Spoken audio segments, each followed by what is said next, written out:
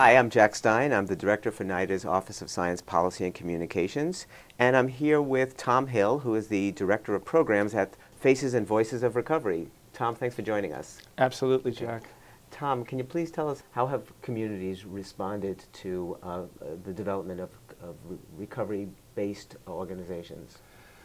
Well, I think the fact that recovery is out there in a visible and vital kind of way is something that people can't ignore now. So it's like, first of all, they see it, something that they didn't know existed before, and then they realize this could be very beneficial for the larger community as well. So a lot of those RCOs that we call them, recovery community organizations, have built really strong stakeholder relationships in their communities and made themselves, you know, we always say, we learned this from the disability community, nothing about us without us.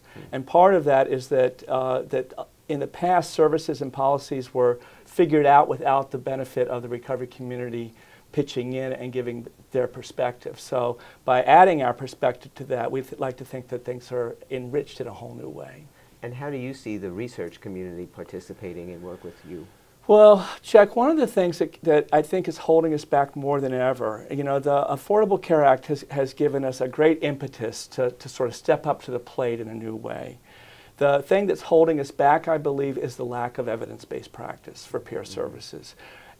On the ground, I go all across the country. I know, I hear firsthand, I see it with my own eyes, that there is practice-based evidence, but we have not had the resources or the research rigor to go through the process to develop evidence-based practice. And that's what essentially we're being called on to do. So there's a little game of catch-up involved, and we need help developing the practices that we know work and developing an evidence base for those. Great.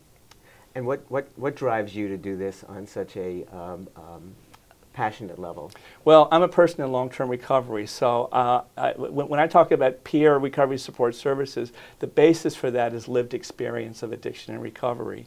And it's one of the things, my recovery has really propelled me to, and given me the passion to be a part of this big change movement, this big sea change that's happening in terms of making recovery visible and making the recovery community a vital part of policy and services and supports that are happening. So I have a personal investment, but I've also gotten some training and education to be a part of this larger system, and I, you know, it's just something that is a day-to-day passion and something that I've responded to.